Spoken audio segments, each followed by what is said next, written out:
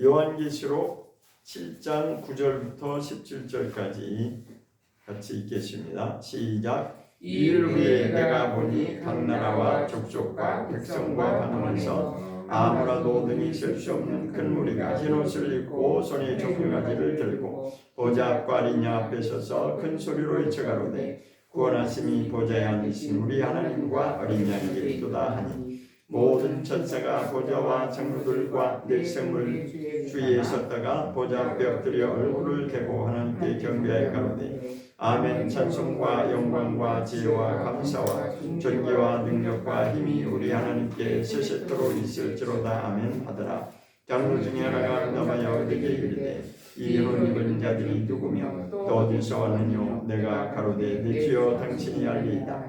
아니 그가 나더러 이르되 이는 큰 환난에서 나오는 자들인데 어린 양의 피에 그 옷을 씻어 피게 하였느니라. 그러므로 그들이 하나님의 보좌 앞에 있고 또 그의 성전에서 밤낮 하나님을 섬기매 보좌에 앉으시니가 그들 위에 장막을 치시리니 저희가 다시 줄이지도 아니하며 목마르지도 아니하고 해나 아무 뜨거운 기운이 상하지 아니할지니 이는 보좌 가운데 계신 어린 양이 저희의 목자가 되사 생명수 샘으로 인도하시고 하나님께서 저희 눈에서 모든 눈물을 씻어주실 것임이로라. 아멘. 오늘 말씀의 주제는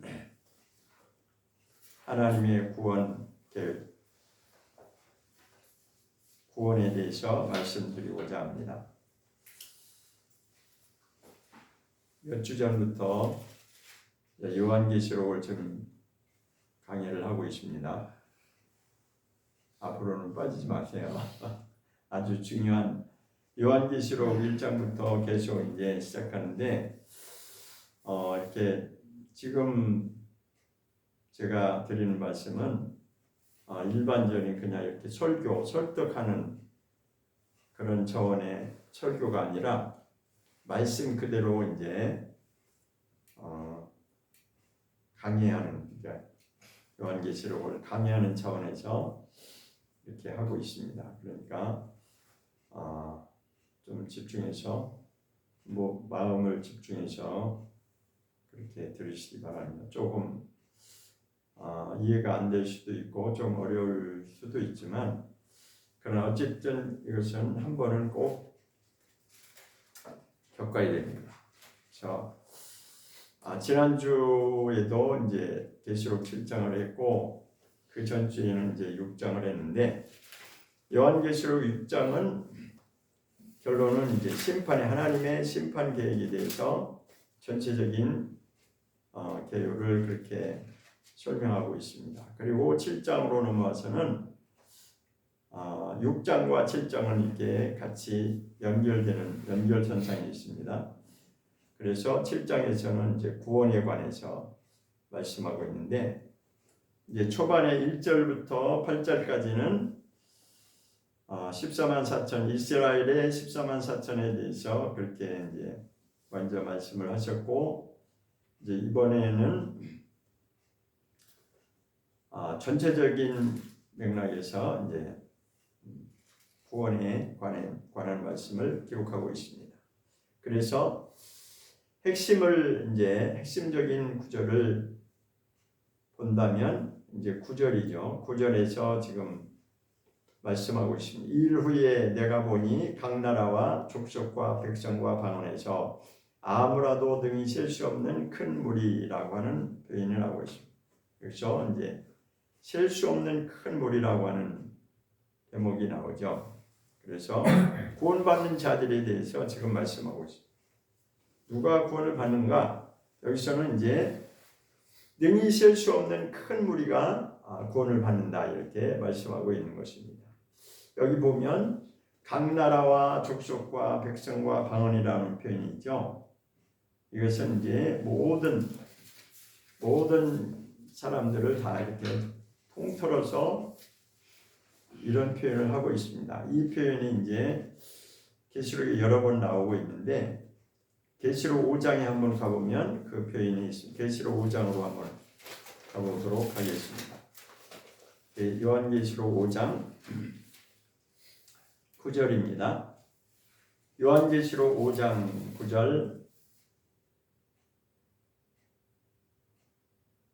시작. 새 노래를 노래하여 가로되 책을 가지시고 그 인봉을 떼기 합당하시도다. 일찍 죽임을 당하사 각 족속과 방언과 백성과 나라 가운데서 사람들을 피로 사서 하나님께 드리시고 이렇게 나와 있죠. 여기 보면 각 족속과 방언과 백성 나라라고 하는 표현이 있어요. 그런데 이렇게 자세히 보면 순서가 이렇게 바뀌었어요. 순서가 똑같은 게 아니라 그런데 내용은 같습니다. 순서만 이렇게 뒤바뀌었어요. 그래서 각 족속과 방언과 백성 나라 가운데서 사람들을 피로 사서 하나님께 드리셨다라고 하는 것은 전체적인 것을 다 말하는 거예요. 그러니까 예수님이 우리를 위해서 피 흘리셔서 구속하신 그 내용을 기록하고 있는 거죠.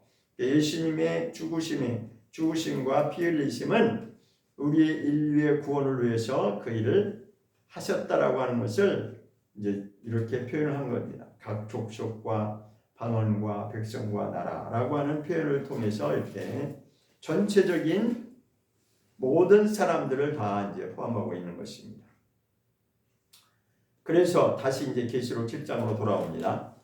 7장으로 다시 돌아와서 9절에 다시 보면, 그러니까 여기서는 각 나라와 족속과 백성과 방언이라고 이제 순서가 바뀌었죠.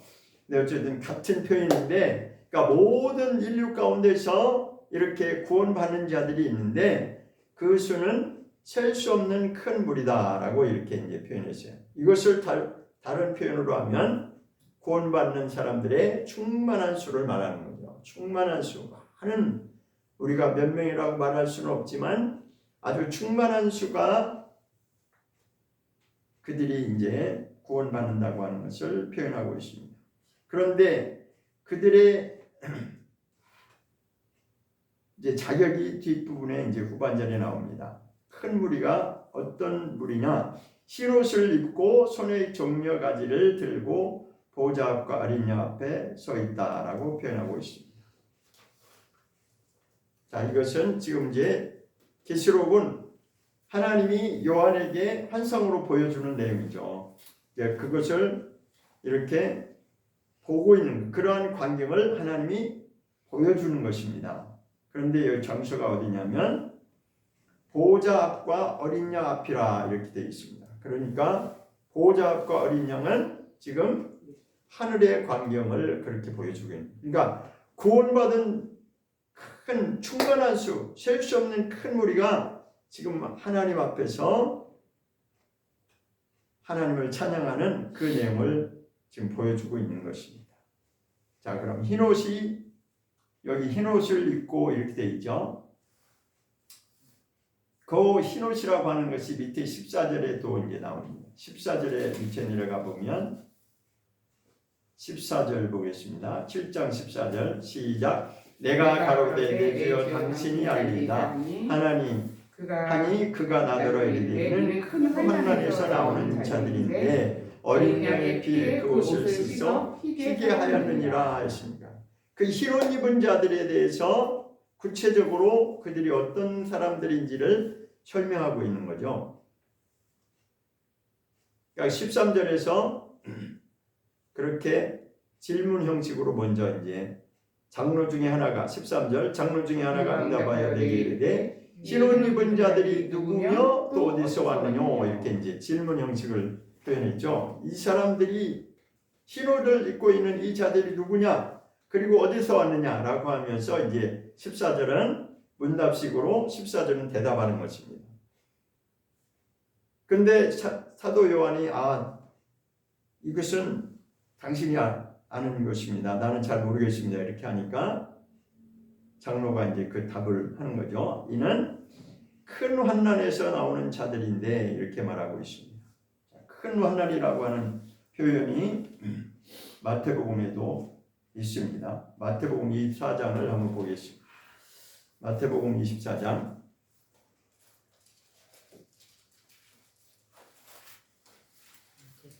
마태복음 24장 21절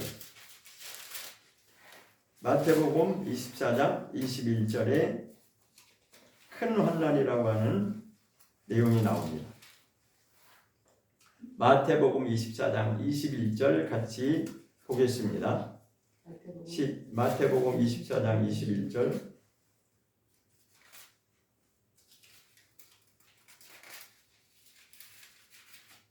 시작. 이는 그때 큰 환난이 있겠음이라 창세로부터 지금까지 이런 환난이 없었고 후에도 없으리라. 다시 한번 보겠습니다. 이는 그때 큰 환난이 있겠음이라 창세로부터 지금까지 이런 환난이 없었고 후에도 없으리라. 지난번에도 한번 말씀드린 것 같은데 우리가 이제 최종적으로 종말의 시간이 다가오면 이런 큰 환난이 이제 현실적으로 우리 앞에 다가온다는 것입니다. 그러니까 저와 여러분은 앞으로 우리가 이 땅에 살아있는 동안에 이런 일이 벌어질 수도 있다라고 하는 것을 염두에 두셔야 됩니다. 그래서 각오를 하셔야 돼요. 제가 이제 대부분 제가 말씀드리기는 제가 초대교회에 이제 관심이 있어서 초대교회 성도들은 어떻게 신앙생활을 하는가 할 때 잠깐 이렇게 보면 항상 그들은 내일 모레 아니면 얼마 안 있어서 곧 예수님이 오실 것이라고 하는 그런 전제를 두고 신앙생활을 했다라고 하는 것을 우리가 알 필요가 있습니다. 이건 무슨 얘기냐면 항상 신앙생활에 정말 올바른 길을 가려고 했던 자들은 종말론적인 그런 관점을 가지고 신앙생활을 했다라고 하는 것입니다. 자, 이게 무슨 말씀이냐면 제가 며칠 전에도 이제 요 며칠 사이에 제가 마음이 좀 이렇게 마음이 좀 안 좋고 좀 저기 할 때는 제가 뭘 보냐면 이순신 장군이 그런 이제 드라마를 봐요. 제가 이제 거기서 배울 게 있기 때문에 제가 일부러 보거든요. 거기서 다시 한번 이제 예전에도 봤는데 다시 한번 이렇게 봤는데 거기서 다시 한번 제가 깨닫는 것이 뭐냐면 철저하게 준비된 자만이 실전에서 살아남을 수 있다는 그런 결론을 제가 얻었어요. 그래서 제가 이제 이것도 여기에 적용을 하자면 우리의 마지막 시대도 그와 같습니다. 사전에 미리 훈련된 자만이 이게 지금 환난에 관해서 제가 말씀드리기 때문에 이 말씀을 드리는 거예요. 자, 그 큰 환난 예전에도 창세로부터 지금까지 그런 환난이 없었던 그 큰 환난이 우리에게 닥치는데 이 실전과 같은 그 상황이 우리 앞에 펼쳐지면 평소에 우리가 그런 훈련이 되어 있지 않는 자들이 그걸 견뎌내겠어요? 그래서 제가 이제 그런 전투, 전쟁 그런 것들을 통해서 제가 이제 이렇게 적용을 하는 거예요. 그렇구나. 우리는 지금 어떤 상황이 있냐면 영적 전쟁에 지금 그런 상황 가운데 있다라는 것을 알아야 됩니다. 자, 다시 한번 말씀드리면 자, 창세기로 돌아가겠습니다. 창세기 3장. 창세기 3장으로 가보면 창세기 3장 15절을 보겠습니다. 창세기 3장 15절 시작. 내가 너로 여자와 원수가 되게 하고 너의 후손도 여자의 후손과 원수가 되게 하리니 여자의 후손은 내 머리를 상하게 할 것이요 너는 그의 발꿈치를 상하게 할 것이니라 하시고. 이게 무슨 말씀이겠어요? 3장의 내용은 아담과 하와, 최초의 인간이었던 아담과 하와가 하나님의 말씀을 거역함으로 말미암아 죄인이 되어버렸어요. 그러니까 육체의 사람이 된 거죠. 그때부터 이제는 하나님이 이 말씀을 선포하신 것은 최종적으로 메시아인 예수께서 오셔서 여자의 후손은 예수 그리스도를 말씀하는 거죠. 예수님이 오셔서 이것을 구원에 관한 것을 완성하실 것을 미리 선포하시는 것이죠. 그래서 인류의 모든 역사는 하나님의 모든 인류를 향한 하나님의 계획은 뭐냐면 구원을 목적으로 가는 것입니다. 하나님의 계획은 거기에 있는 것이에요. 그러니까 인간이 이 세상에서 무엇을 한다 할지라도 그것은 하나님의 시간표 가운데서 지금 진행이 되는데, 하나님의 단 한 가지의 관심은 어디에 있어요? 인류 구원에 있는 거예요. 하나님의 관심은 구원에 있는 것입니다. 그럼 반대로, 자, 누가 아담과 하와를 넘어지게 했죠?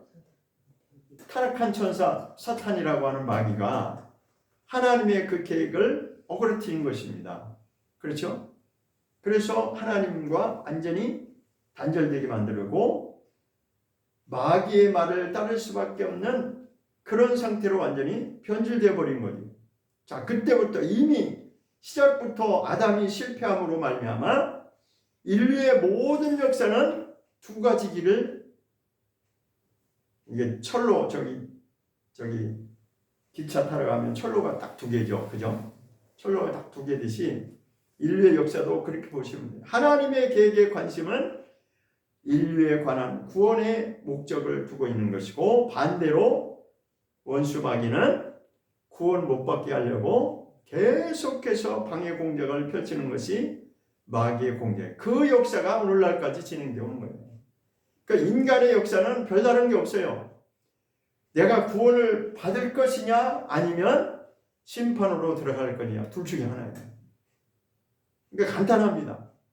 그러니까 우리는 사람들이 막 요즘은 뭐 이렇게 복잡한 세상 뭐 다양한 목소리를 내고 있는데, 뭐 그런다 할지라도 하나님의 관심은 다른 데 없어요. 구원을 받을 것이냐 아니면 마귀에게 내어줄 것이냐, 둘 중에 하나예요.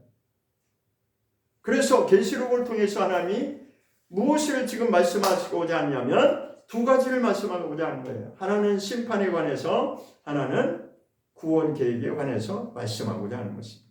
그래서 6장에서는 심판에 관한 내용을 그렇게 보여주신 것이고, 7장에서는 모든 인류가 구원에 들어가는 자들, 그러한 자들이 지금 있다라고 하는 것을, 구원받는 자들이 있다라고 하는 것을, 그것을 말하고 있는 거예요. 그런데 여기서 이제 우리가 염두에 둘 것은 그 마지막 때에 구원받는 자들이 누구냐? 그런데 그들은 큰 환난에서 나오는 자들이다. 그럼 뭘 얘기하는 거예요? 환난을 통과해서 우리가 구원을 받아야 된다는 것을 말하고 있는 것입니다. 그렇죠? 그래서 그 환난에서 나오는 자들이, 다시 이제 계시록 7장으로 돌아왔습니다. 그 환난에서 이기는 자들이 어떤 자들이냐? 이제 여기서 큰 환난에서 나오는 자들이라고 했는데, 다른 말로 표현하면 그 환난을 통과한 자들을 말하는 거예요. 그 환난을 이기고 통과한 자들, 그들이 어떤 자들이냐? 14절을 다시 한번 보겠습니다. 후반절에 보면 큰 환난에서 나오는 자들인데 어린 양의 피에 그 옷을 씻어 희게 하였다라고 말씀하고 있습니다. 그러니까 환난을 통과하는데 어떻게 통과해요? 그냥 가만히 있으면 통과되는 것이 아니라 어린 양의 피에 그 옷을 씻어서 거룩하게 된 자들이 그 환난을 통과하고 이길 수 있다는 것이죠. 자, 에스겔서에 한번 가보겠습니다. 에스겔서에도 보면 9장에, 에스겔서 9장을 한번 구약에 에스겔 9장을 한번 보겠습니다. 에스겔 9장 4절과 6절입니다. 에스겔서 9장 4절부터 보면 이런 말씀이 기록되어 있습니다. 4절부터 한번 읽겠습니다. 에스겔서 9장 4절 시작. 이르시되 너는 예루살렘 성읍 중에 순행하여 그 가운데서 행하는 모든 가증한 일로 인하여 탄식하며 우는 자의 이마에 표하라 하시고 나의 듣는데 또 그 남은 자에게 이르시되 너희는 그 뒤를 쫓아 성읍 중에 순행하며 아껴 보지도 말며 긍휼을 베풀지도 말고 쳐서 늙은 자와 젊은 자와 처녀와 어린아이와 부녀를 다 죽이되 이마에 표 있는 자에게는 가까이 말라. 내 성소에서 시작할지니라 하시매 그들이 성전 앞에 있는 늙은 자로부터 시작하더라. 자, 여기도 자세히 관심 있게 보면 무서운 말씀이 있죠. 그죠? 6절에 보면 늙은 사람이든지 젊은 사람이든지 처녀든지 어린아이든지 부녀든지 뭐라고 그랬어요? 다 죽이라는 아주 무서운 말씀이 있대요. 자, 이 말씀을 우리가 어떻게 이해를 해야 됩니까? 하나님이 지금 그렇게 명령하시는 거예요. 자, 예루살렘 성읍 중에서 어떤 자만 예외하고 나머지는 그냥 예외 없이 다 하나님 심판한다는 이 내용이 뭐냐면 예루살렘 성읍, 예루살렘에서 하나님이 진노하셔가지고 그 예루살렘 성읍에서 심판하는 내용이거든요. 그때 그 당시에. 그러니까 에스겔이 이 말씀을 기록했던 그 당시에 이 말씀이 뭐냐면 시대적으로 그때 당시에도 예루살렘에 있는 유다 백성, 이스라엘 백성들이 타락해가지고 하나님이 그러니까 하나님은 우리가 하나님에 대해 자꾸 자꾸 내 편리한 대로 하나님을 생각하면 안 됩니다. 성경대로 분명히 우리가 하나님을 이해해야 돼요. 하나님은 어떤 분이시냐? 하나님은 하나님의 계획과 그 뜻 가운데서 합당한 자냐 아니냐 그걸로 구별하시는 거예요. 그래서 성경은 정말 무서운 말씀도 많이 기록되어 있거든요. 그러니까 하나님의 기준에서는 하나님이 본래 창조하신 목적에 합당치 않은 자는 여지없이 하나님 심판하신다는 걸 우리가 분명히 그것을 받아들이고 인정을 해야 됩니다. 그것이 바로 구원과 심판의 기준이에요. 우리는 지금까지 하나님에 대해서 너무 자기 방식, 자기 편리한 대로, 인간 편한 대로 그렇게 하나님을 가르치고 또 그렇게 받아들이고 또 대부분의 사람들이 그렇게 그런 쪽으로만 받아들이고 싶어 합니다. 그래서 자, 오늘날에도 보면은 성경대로 그대로 받아들이기보다는 자기 입맛대로 자기가 믿고 싶은 것만 믿고 자기 마음에 안 드는 것은 아니다라고 하는 자들이 지금 많이 나오고 있어요. 근데 그거는 아닙니다. 그게 뭐냐면 그게 이제 신학적 표현으로 인본주의라고 하는 것입니다. 인본주의. 자, 하나님이 가장 싫어하시는 것 중에 하나가 인본주의예요. 인본주의가 뭐냐? 사람이 먼저다. 오늘 그런 얘기 많이 혹시 들으시는지 모르지만 사람 중심, 뭐 사람이 먼저다. 막 그런 얘기 나오죠. 그것은 하나님 앞에서 합당치 않은 말입니다. 사람이 먼저가 아니에요. 그러니까 하나님을 모르기 때문에 자꾸만 사람을 자꾸 세우는 거예요. 사람이 먼저고 사람. 그런데 하나님의 뜻대로 살지 않는 자는 하나님 보시기에는 심판의 대상일 뿐입니다. 우리가 분명히 이것을 알아야 돼요. 그래서 정말 그래서 초대교회 성도들은 사도 요한이 이때 기록할 때도 뭐라고 기록했냐면 때가 가까우니 정신을 차려야 된다. 그러니까 계시록뿐만 아니라 이 구약에 있는 선지자들도 항상 그렇게 말을 했어요. 하나님의 말씀대로 돌아와야 된다. 하나님의 말씀대로 살아야 된다. 그렇지 않으면 하나님이 심판하신다라고 하는 것을 그대로 거기에 무슨 미사려구를 갖다 붙이거나 그렇지 않았어요.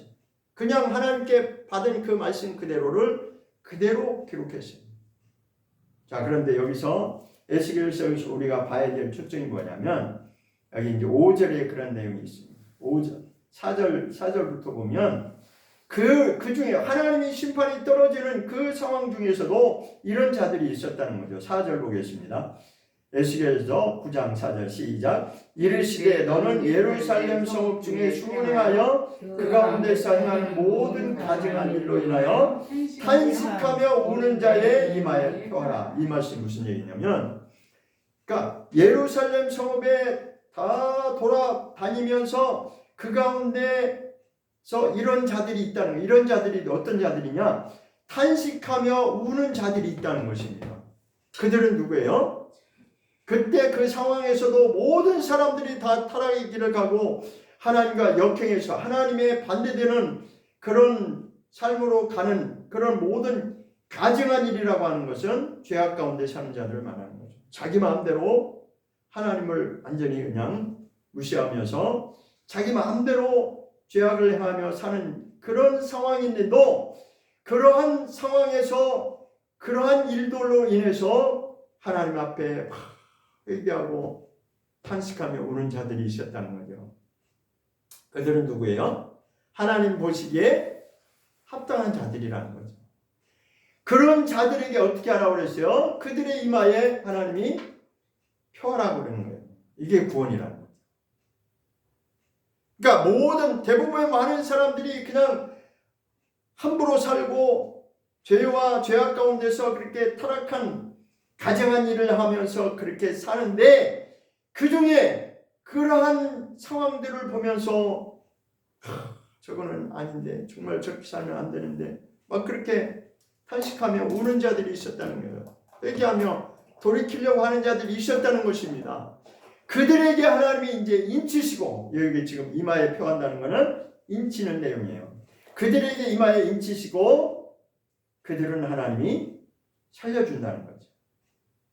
6절 보겠습니다.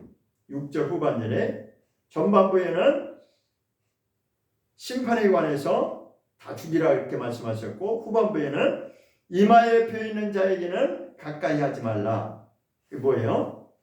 이마에 그러니까 아까 4절에서 그 상황을 너무나 사람들이 그렇게 타락하는 그 상황들을 보면서 탄식하며 회개하며 우는 그들에게 이마에 하나님이 인치셨는데 그 이마에 펴 있는 자에게는 손대지 말라는 거죠. 그건 뭐예요? 하나님이 그런 자들을 구원해내신다는 거예요. 그러니까 구약에도 보면 이런 표현들이 많이 나와 있습니다. 그래서 이스라엘 백성을 향하신 이스라엘 각각의 선지자들마다 이스라엘이 타락했을 때 하나님이 여지없이 심판의 그 손을 하나님이 대셨어요. 그런데요, 그러니까 이스라엘 선민이라 할지라도 그들이 타락하면 하나님을 떠나면 언제든지 하나님은 그들을 심판하시는 하나님입니다. 그런데 이 선지자들의 이 기록된 말씀이 그때 그 당시에 이스라엘 민족을 향해서 또 해당되지만 또 더 나아가서는 마지막 때의 심판에 관한 이 말씀에도 해당된다고 하는 것을 우리가 그것을 알아야 됩니다. 그런데 우리는 너무 하나님에 대해서 좋으신 하나님, 은혜의 하나님, 사랑의 하나님 그쪽으로만 하니까 물론 맞죠. 그게 좋으신 하나님, 은혜의 하나님, 사랑의 하나님 그게 틀리다는 게 아니라 그것은 어느 때에 그 말이 합당하냐면 내가 하나님 말씀대로 순종하며 살았을 때에 그 말씀이 해당되는 말씀이라는 걸 알아야 됩니다. 그런데 우리는 지금 어떻게 하고 있냐? 나는 내 하고 싶은 대로 내 마음대로 살면서 여전히 하나님은 좋으신 하나님, 은혜의 하나님, 사랑의 하나님이라고 말하고 있다. 그러니까 죄에서 돌이켜질 수가 없는 것입니다. 오늘날 정말 제가 정말 안타까운 일이 뭐냐? 정말 너무 안타까운 일이 많이 벌어요. 교회가 됐든 신학교가 됐든 이 모든 방면에 있어서 지금 이게 다 나눠지고 있어요. 엉뚱한 소리 하는 사람들이 있다라고 하는 이 현실입니다. 그러면 분별 없는 사람들은 그 사람이 신학교 교수고 목사고 그러니까 그 말이 다 맞는다라고 분별 없이 가는 자들이 있기 때문에 이것이 문제가 되는 것입니다. 우리는 그렇게 가면 안 됩니다. 이것이 정말 성경에서 나온 말씀인지 하나님의 말씀이 맞는지 아니면 사람의 말인지 그게 분별이 되지 않으면 이제 우리는 엉뚱한 길로 갈 수도 있는 것입니다. 그래서 에스겔서 9장에 나오는 이 내용은 그때 당시에 예루살렘을 하나님이 심판하는 예루살렘을 향해서 하나님이 진노하시고 계시는데 그때 그 상황에서도 구원받을 자들이 있었다라는 거죠. 이와 마찬가지로 이 계시록에서도 그런 이제 표현이 나오고 있는 거죠. 자, 다시 이제 계시록으로 돌아오겠습니다. 다시 계시록으로 돌아와서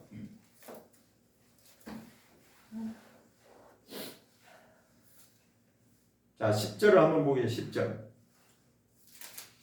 10절에 계시록 7장입니다. 요한계시록 7장 10절. 시작. 큰 소리로 외쳐 가로되 구원하심이 보좌에 앉으신 우리 하나님과 어린 양에게 있도다 했습니다.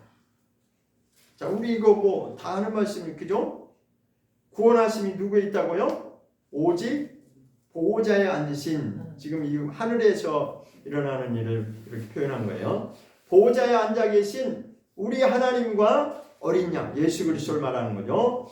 오직 구원의 길은 하나님과 예수 그리스도에게만 있다라고 하는 것을 지금 다시 한번 여기서 강조하고 있는 것입니다. 자, 11절 보겠습니다. 11절에 보면 시작. 모든 천사가 보좌와 장로들과 네 생물 주위에 섰다가 보좌 앞에 엎드려 얼굴을 대고 하나님께 경배하여. 자, 11절만 보면 지금 이것이 하늘의 상황임을 분명히 말해주고 있습니다. 여기 무슨 말씀이 나오냐면 천사가 나오죠. 그 다음에 보호자, 장로들, 네 생물 이야기가 나오죠. 자, 보호자와 장로와 네 생물이 어디에 나왔었어요? 4장으로 한번 가보겠습니다. 다시 이제 확인을 해보도록 하겠습니다. 4장에 보면 보호자 이야기가 나오고 장로들이 나오고 네 생물이 나오죠. 이것은 하늘에 지금 하늘에서 일어나는 그 상황을 보여주고 있는 것이 4장이죠. 자, 보겠습니다. 4장 2절에 보면 내가 그 성령에 감동하였더니 보라 하늘의 보좌를 베풀었고 그 보좌 위에 앉으신 이가 있는데, 하늘의 이제 그 예배 상황을 좀 보여주는 거죠. 그러니까 거기에 보좌 위에 앉으신 이를 하나님을 표현하는 거죠. 보좌에 앉으신 하나님이 계시고, 그 다음에 쭉 밑으로 내려가 보면 4절에 보면 보좌에 둘려 24보좌들이 있고 보좌들 위에 누가 있어요? 24장로가 나오죠. 그 다음에 쭉 내려와서 또 6절에 보면 6절 보좌 앞에 수정과 같은 유리바다가 있고 보좌 가운데와 보좌 주위에 누가 있다고요? 네 생물 이야기가 나오고, 그러니까 하늘 보좌 이야기가 나오고 장로들 이야기가 나오고 네 생물 이야기가 나오면 지금 상황이 어디를 보여주는 것이에요? 하늘에서 하나님이 계신 하늘의 상황을 지금 보여주고 있다는 것입니다. 다시 계시록 7장으로 돌아오겠습니다. 그러니까 이 상황도 여기서 지금 11절에도 모든 천사가 보좌와 장로들과 네 생물 이야기가 나오면 지금 이것은 하늘의 그 상황을 보여주고 있다는 것입니다. 하늘에 누가 지금 구원받은 그 셀 수 없는 큰 무리의 구원받은 자들이 지금 하나님 앞에 있다라고 하는 것을 보여주고 있는 것입니다. 이게 이제 이루어진 것이 아니라 하나님이 지금 보여주시는 거예요. 그때 그런 일이 지금 구원받은 자들이 그 자리에 있었다라는 그게 아니라 그런 상황을 하나님이 설명하고자 이렇게 보여주는, 환상으로 보여주는 거예요. 자, 그래서 12절을 다시 한번 보겠습니다. 12절 보면 시작. 가로되 아멘. 찬송과 영광과 지혜와 감사와 존귀와 능력과 힘이 우리 하나님께 세세토록 있을지로다. 아멘.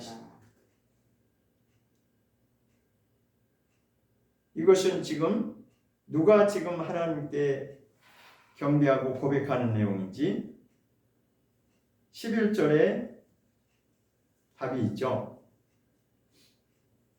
이것을 지금 하나님을 찬양하고 경배하는 내용인데 누가 지금 고백하는 내용이에요? 천사들, 천사. 11절에 보면 모든 천사가 이렇게 되어 있습니다. 모든 천사가 주체가 되는 것입니다. 모든 천사가 하나님을 경배하여 이렇게 고백하는 내용입니다. 그러면서 이게 하늘에서 지금 천사들이 하나님께 하나님을 높여드리며 하나님을 찬양하고 경배하는 내용을 보여주면서 그 뒤에 연이어서 13절에 흰옷 입은 자들을 이제 질문과 대답 형식으로 그렇게 나오는 것입니다. 자, 그런데 이제 여기서 15절, 16절, 17절에 이제 중요한 내용이 있습니다. 자, 한 절씩 한번 보도록 하겠습니다. 15절 먼저 계시록 7장 15절을 천천히 보겠습니다. 7장 15절. 자, 여기 15절부터 17절까지 내용은 좀 중요한 내용이니까 잘 이해를 하셨으면 좋겠습니다. 7장 15절 읽어보겠습니다. 시작. 그러므로 그들이 하나님의 보좌 앞에 있고 또 그의 성전에서 밤낮 하나님을 섬기매 보호자에 앉으신 이가 그들을 위해 장막을 치시리니. 자, 이게 무슨 내용이냐면 이 내용이 지금 어디에 기록되어 있는 내용이냐면 계시록 22장을 보겠습니다. 계시록 22장 3절에 보면 계시록 요한계시록 22장 3절을 보겠습니다.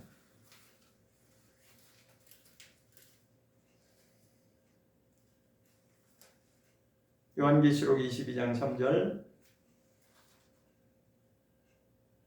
시작. 다시 저주가 없으며 하나님과 그 어린 양의 보좌가 그 가운데 있으리니 그의 종들이 그를 섬기며 이렇게 나와 있죠.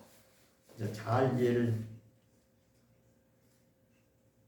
하셔야 되는데, 자, 7장 15절의 내용이 하나님 보좌 앞에 있고 그렇게 돼 있죠.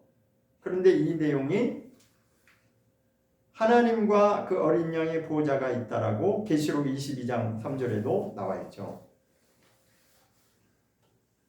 연결된다고 하는 것입니다.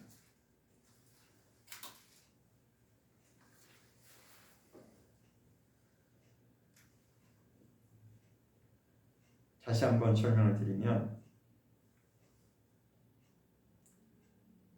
자, 아직 조금 좀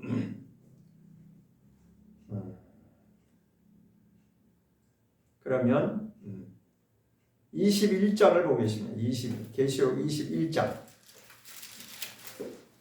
계시록 21장 조금 좀 어려우셔도 요걸 소화를 시켜야 됩니다. 이제 오후에 다시 한번 설명드릴 건데 21장 3절에서 보겠습니다. 21장 3절. 21장 3절 시작. 내가 들으니 보좌에서 큰 음성이 나서 가로되 보라 하나님의 장막이 사람들과 함께 있으니 하나님이 저희와 함께 거하시리니 저희는 하나님의 백성이고 하나님은 친히 저희와 함께 계셔서 이렇게 나오죠. 그런데 계시록 21장에서는 하나님의 장막이라고 하는 표현이 나오죠. 그런데 계시록 7장 15절에서는 성전이라고 하는 표현이 나오죠. 그게 같은 연결되는 말입니다.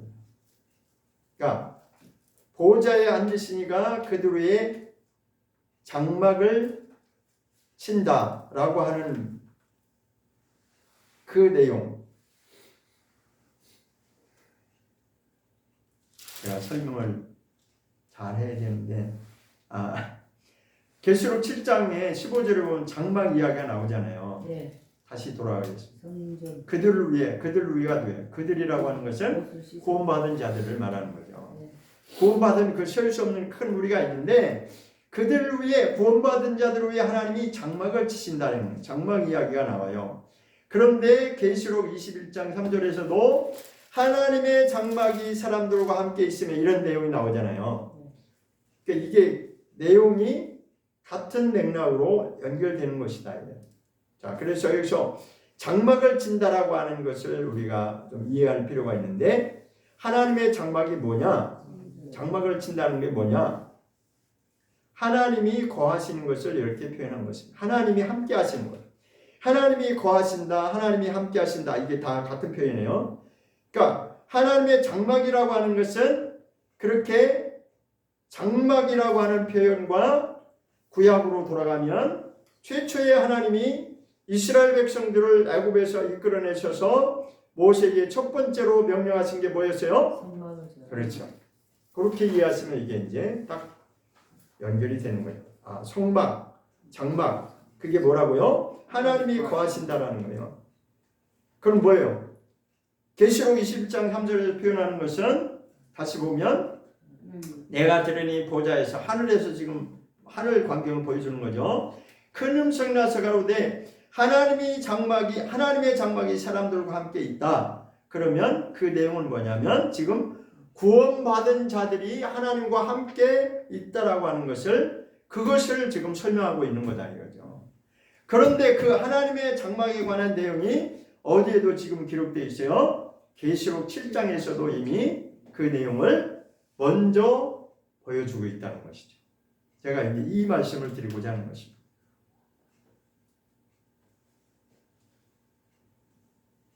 자, 그 다음에 이제 17절을 보겠습니다. 17절. 계시록 7장 17절. 오늘 조금 어렵지만 그래도 이걸 한번 이제 짚고 넘어가야 됩니다. 그래야 이제 다음에 좀 더 수월하게 17절 보겠습니다. 17절 계시록 7장 17절 시작. 이는 보좌 가운데 계신 어린 양이 저희의 목자가 되사 생명수샘으로 인도하시고 하나님께서 저희 눈에서 모든 눈물을 씻어주실 것이미로라. 이렇게 되어 있어요. 자, 그런데 이것이 또 어디하고 연결되냐면 22장을 보겠습니다. 22장. 계시록 22장. 계시록 22장 1절하고 이게 연결이 되는 것입니다. 왜 그러냐면 자, 계시록 7장 17절에서 계시록 몇 장이라고 그러셨어요? 지금 7장하고 22장하고 이렇게 연결해 보는 거예요. 그러니까 계시록 7장 17절에서는 저희의 목자가 되사 예수님이 저희의 목자가 되셔서 어디로 인도한다고 되어 있어요? 생명수샘이라고 나오죠. 네. 어렵지 않습니다. 생명수샘. 그 생명수샘이 계시록 22장하고 연결되는데 계시록 22장 1절에서는 그 표현이 뭐라고 나왔어요? 생명수의 강으로 나온다. 생명수의 강. 요걸 아세요. 여기서 이제 제가 부연 설명을 할 필요가 있습니다. 생명수의 강이라고 하는 말이 어디에 나와 있어요? 다시 한번. 생명수의 강의 표현이 계시록 22장 1절을 보겠습니다.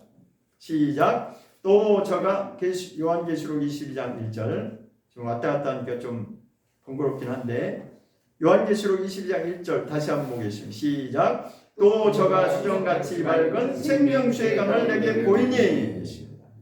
자, 여기서 제가 이제 잠깐 설명을 드리자면 우리 교회 이름이 뭐예요? 생명수의 강. 제가 이 말씀이 너무 좋아서 여기서 제가 이제 이 이름을 지은 겁니다. 왜 이 생명수의 강을 제가 교회 이름으로 했느냐?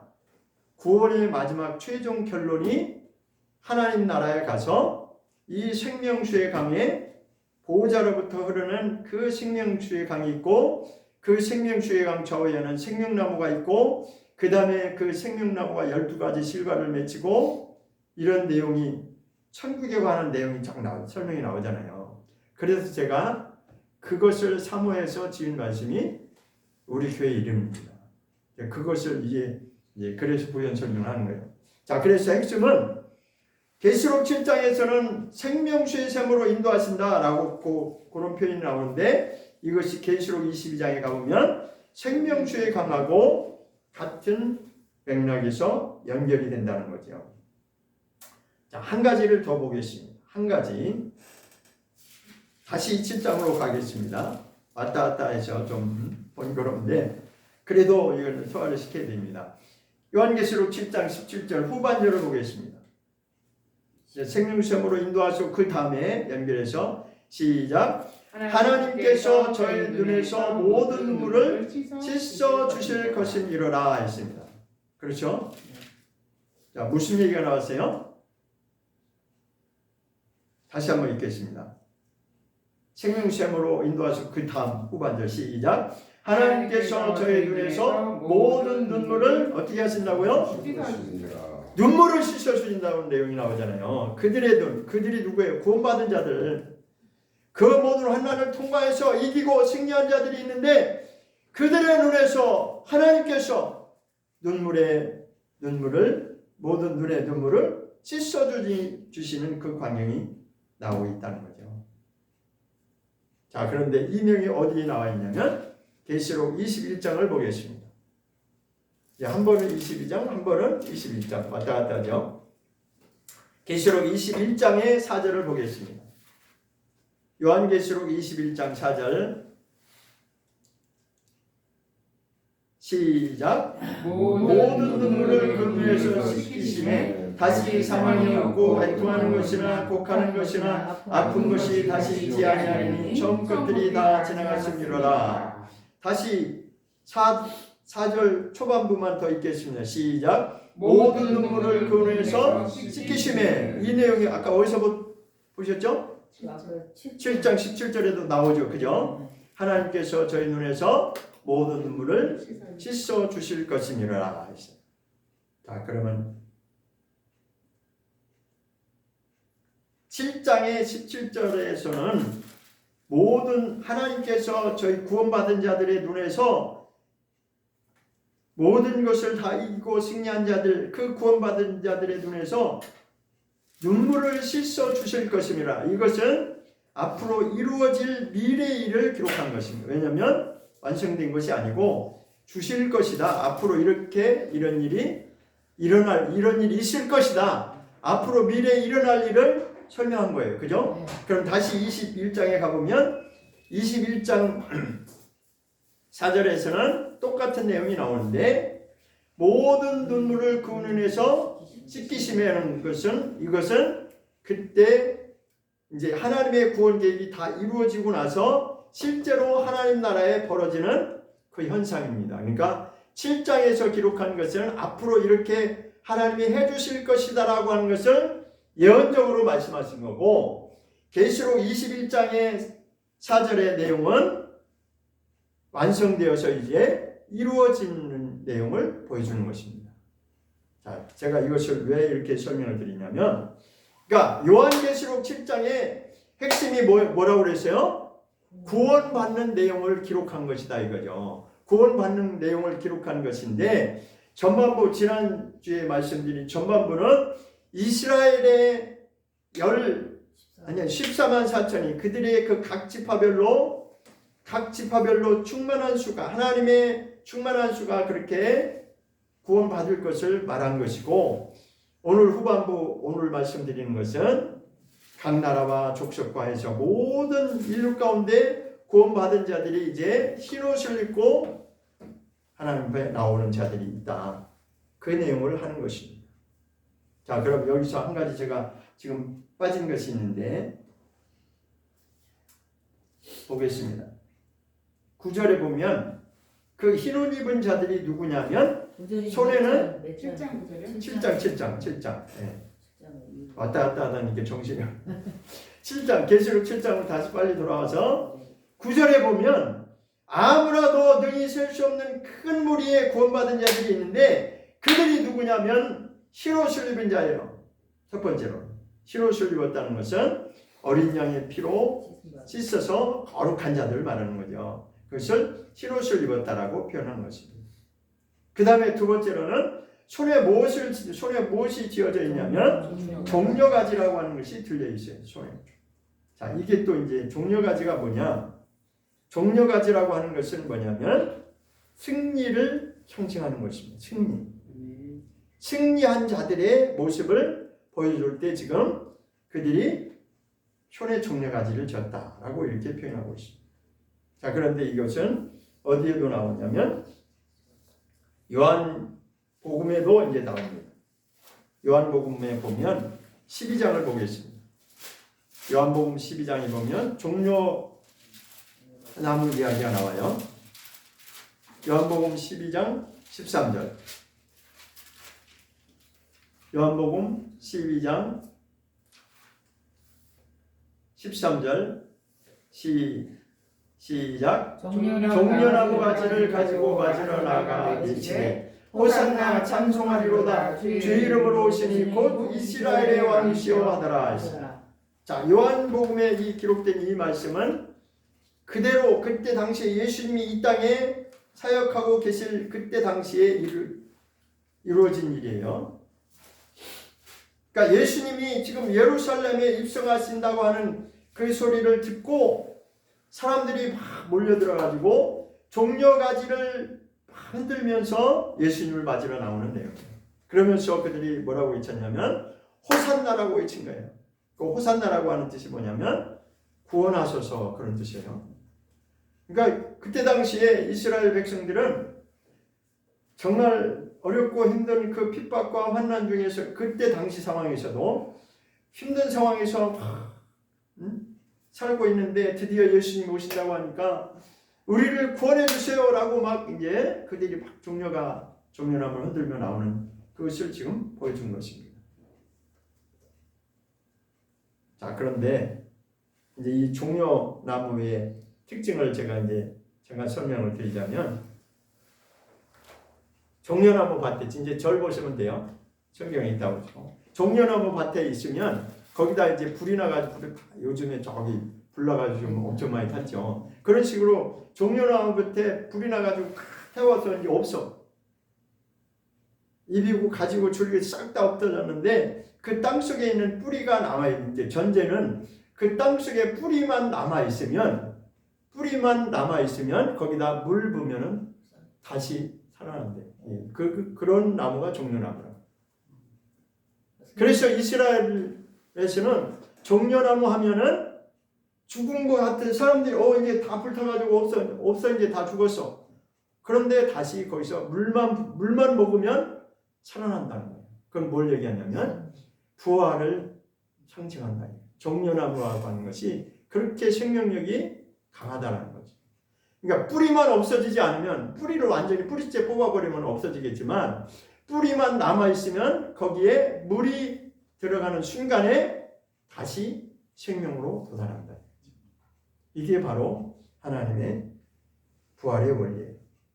그래서 끝까지 살아남는 자, 어떤 상황에서도 어떤 환난이 닥치고 상황이 어떻게 변한다 할지라도 끝까지 살아남는 승리자, 그런 자를 기념하기 위해서 지금 종려나무를 들고 나온다라고 지금 계시록에서 표현하고 있다는 거죠.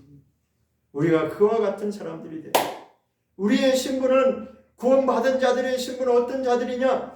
흰옷을 입은 자. 흰옷을 입었다라고 하는 것은 거룩을 상징하는 것이고, 내 안에 있는 모든 죄를 다 벗어버리고 예수님의 그 보혈의 핏값으로 말미암아 정말 깨끗이 씻음받은 그런 자들을 표현합니다. 그래서 그들을 흰옷을 입은 자들이라고 그렇게 표현하고 있는 것입니다. 다시 계시록으로 이제 돌아오겠습니다. 요한계시록 10장으로 다시 돌아와서, 그래서 이렇게 15절부터 17절까지 내용은 제가 이제 계시록 21장과 계시록 22장을 대조해서 이렇게 이제 연결해서 봤는데, 이게 뭘 얘기하냐면, 그러니까 6장은 심판에 관한 내용을 말씀한 거고 7장은 구원에 관한 말씀을 기록한 것인데, 앞으로 심판이 어떻게 이루어질 것이고 앞으로 구원받는 자들은 어떻게 나올 것이라고 하는 것을 최종적인 마지막 계시록 21장과 22장에 완성되는 그 시점에서 지금 먼 마지막 결론 부분까지 7장에서 이미 다 설명을 전제하고 있다는 거죠. 그래서 7장까지는 그 인을 떼는 내용을 통해서 하나님의 구원 계획과 그리고 하나님의 심판 계획에 대해서 전체적인 서론을 지금 설명을 해놓고 있다 이거죠. 그러면서 이제는 어디서부터 이제 본론이 들어가냐면 8장부터 이제 본격적으로 본론이 들어가는 것입니다. 8장에 들어가면 무슨 내용이 나오냐면 8장에는 나팔 이야기가 이제 나오기 시작하죠. 8장과 9장에는 나팔 이야기가 나오고 있습니다. 그래서 이렇게 오늘의 말씀의 핵심은 구원받은 모든 백성들이 누구냐면 아무라도 능히 셀 수 없는 큰 무리에 구원받는 자들이 있다라고 하는 것이죠. 그러면 우리는 구원이냐 아니면 심판이냐 이 둘 중에 하나에서 우리는 어느 길을 택해야 되는 거예요. 내가 구원받는 자의 그 숫자, 그러니까 그 숫자가 얼마라고 나오진 않아요. 7장에서 그 숫자가 몇 명이라고 나오진 않지만 어쨌든 셀 수 없는 큰 무리가 흰 옷을 입고 손에는 승리를 상징하는 종려가지를 들고 보좌 앞에 나온 자들이 있다는 거예요. 하늘에서 지금 구원받은 자들을 보여주고 있는 거죠. 그럼 우리는 이 상황에서 마지막에 이렇게 심판과 구원이 이루어진다는 것을 알고 때를 준비하는 삶을 살아야 된다는 거죠. 그런데 이것은 우리에게만 이제는 우리가 때가 다 됐으니까 준비해야 돼 그런 차원이 아니라 이미 이 요한계시록을 기록할 당시에도 2000년 거의 2000년 전에 이것이 기록됐는데 그때 당시에 그 초대교회 성도들도 내일 모레 당장 이것이 구원과 심판이 이루어질 것처럼 인식하고 그들은 종말론적인 신앙을 가지고 정말 하나님을 사모하고 예수 그리스도를 사모하는 신앙생활을 했다라는 것을 우리가 알 필요가 있는 것입니다. 그렇게 해야만이 예수님이 오늘 오실지 내일 오실지 그거는 모르지만 그러니까 그들의 입장에서 보면 예를 들어서 그때 초대교회 당시에 그 성도들의 입장에서 보면 자 현실적으로 보면 곧 오신다고 하는 예수님이 오셨어요 안 오셨어요? 그때 당시에 그 성도들의 입장에 보면 거의 2000년 후에도 지금 아직까지도 안 오신 예수님인데 그들은 이 말씀을 아직은 멀었어 아직은 때가 아니야 그렇게 하지 않았다는 거죠.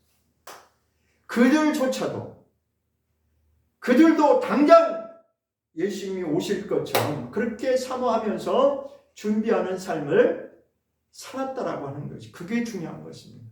우리 기독교 안에서는 그런 관점에서 정말 초대교회 그 성도들과 같이 정말 신실하게 성실하게 예수님이 언제 오시냐 그걸 따지지 말고 그러니까 사람들이 오늘날 종말론 하면은 어떻게 오해를 하냐 하도 이것 가지고 거짓말 친 사람들이 많아갖고 저 사람들은 이상한 사람들이야 종말론 얘기하면 뭔가 잘못된 것 같고 이단인 것 같고 이렇게 오해를 한다. 그게 아니에요.